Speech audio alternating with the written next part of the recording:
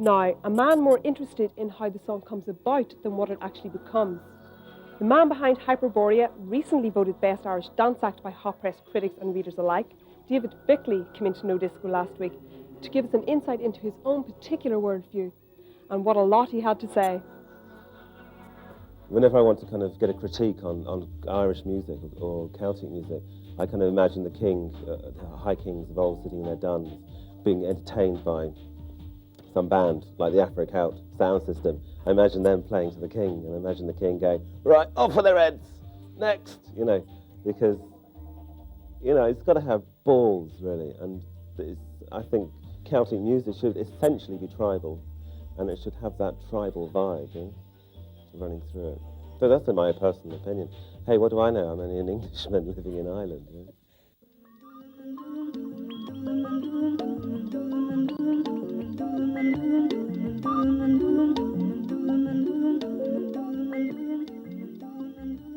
The whole idea originally was a bit of a tongue-in-cheek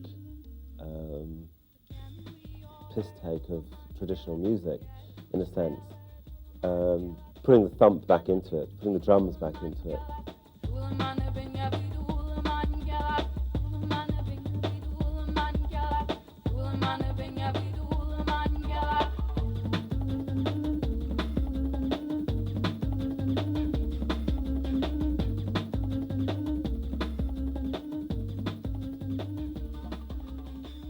On the album we did, Serpentine,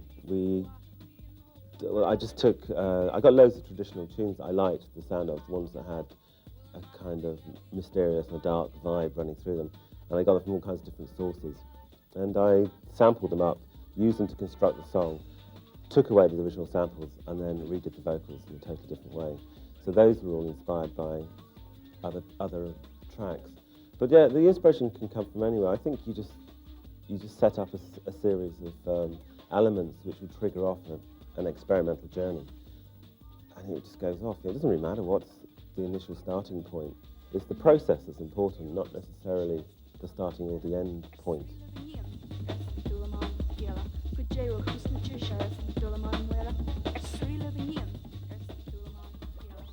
The guy called Tom Green, who's worked with the Orb and other such people, came to some remixes with me, and I went over there just to take the album to London and listen to it in Brixton, and decide, nah, that's all shit, kind of like. And it was through him that the final versions of the tracks came out, because I'd done all these very complicated mixes and then re-edits of all the tracks. But listening to it in Brixton, we went back, and we were looking for the tracks that had the most power in them and energy, and it was all the early mixes. The first mix that was done was always the first. It's either the first or the last mix, always, in music I find, is the one that you use. Never in the middle ones. It's a bit like my concepts to do with tone and sound, that take all the middle out and leave all the bottom and the top in. That's what people want, really. People don't want middle. I don't want middle. It's too middle of the road.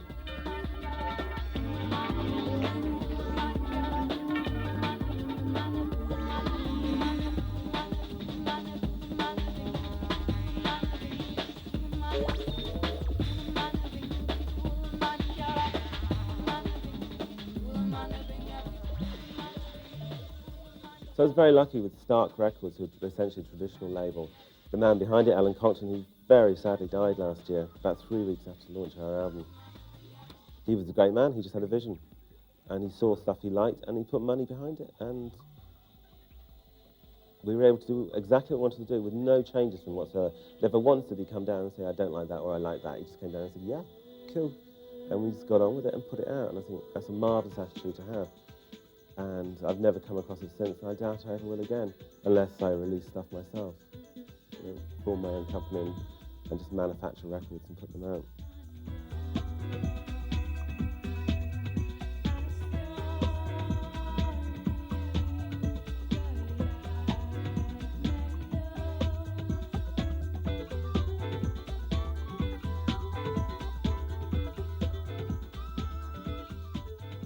We won the other Hot Press Award, which I threw in the sea, actually. My nice bronze award, the one with the moon on it. It's a lovely award, actually. It's really nice looking. But were you donating it to the fish or something? It was just something my wife said when she saw it. She said, you want to get rid of that, because it's the kind of thing, you walk into somebody's house, it's like them having the guitar on the wall or having the record plaque on the wall. Oh yeah, when I was making, in my young days when I was making music, you know, I won that award or whatever. I just didn't like that idea that it would be there. It was some kind of accolade. I just don't like the idea of accolades at all. So the best way I thought to get rid of it was to kind of sacrifice it in some way, you know. So I lobbed it off a cliff, galley head, and it made a nice splash. I made a bump first off a rock. I thought, oh dear, I haven't got into the water. SE rescue, bring them up, get them down, get it up. But no, it slid into the water and it was glistening under the water, and it was just really nice. I sacrificed it for a love, art and science.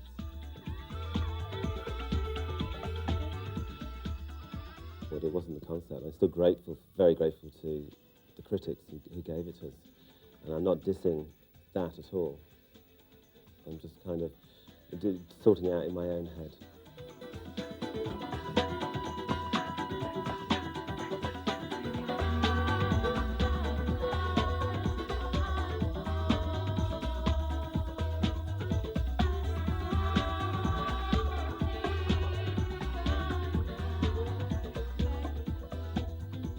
With the ambient stuff that I do, which is purely ambient, no drums, like a track Pan on the album, you actually create a visual. I actually create a visual in my head, a little film, a little scenario, and I stick by that completely to the end. And I know what it is, and I think it comes across through the suggestive tones within it.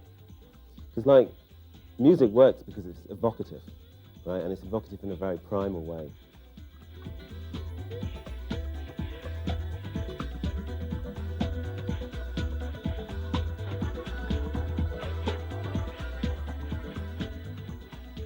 I'm really fed up with techno, and I did a gig recently, and it was an awful gig, and I was making a load of mistakes in it. And as long as there was the thump, thump, thump, crash, thump, crash, thump, crash of the bass drum and the hi-hat, people really didn't care. And I'm not sure whether... I kind of get this perception that techno music has in some way dulled people's sensitivity to music, and they're almost not aware of grooves, the subtleties within grooves. And I don't know why that is really. Less young people are going out and forming bands and learning instruments and playing. More people are going out and sticking on a record and getting a lot of acclaim for doing it. And so there's more of it going on. I kind of think it's a bad thing in a way.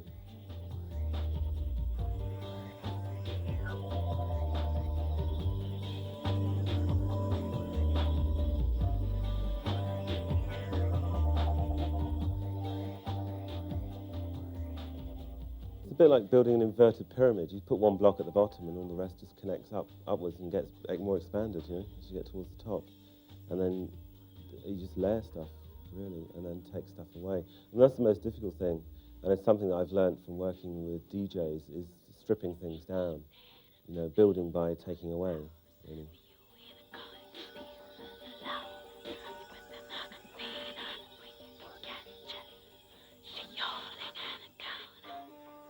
It's a bit like painting. You get into the same state you do when you, as an artist, when you paint. This lovely flowing and kind of trance-like state. You get into the same state when you're making ambient music. That's why I like doing it.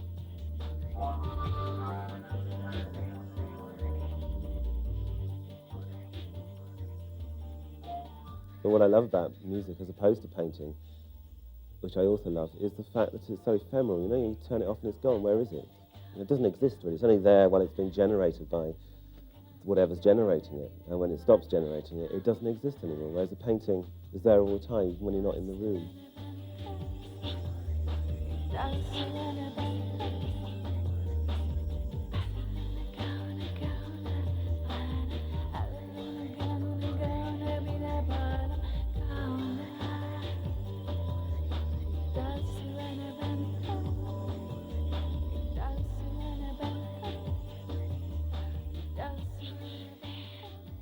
It's not like this whole idea that, you know, the music comes through me. I actually was thinking about it the other day. I don't think it does. I think it comes from slightly behind you or to one side of you, and what you're doing, all you're doing is just moving out of the way and allowing it to come. You know? You're not even involved in it, really. All you're doing is allowing yourself to move out of the way, so it doesn't go through you. It's just there anyway. It's the background noise of the universe. proving that everybody in the world of electronic music is not a programming dummy. Mr. Bickley is currently remixing material for Manchester's Inner Sense, and he's quite optimistically seeking out licensing deals from various companies throughout Europe. Good luck to him.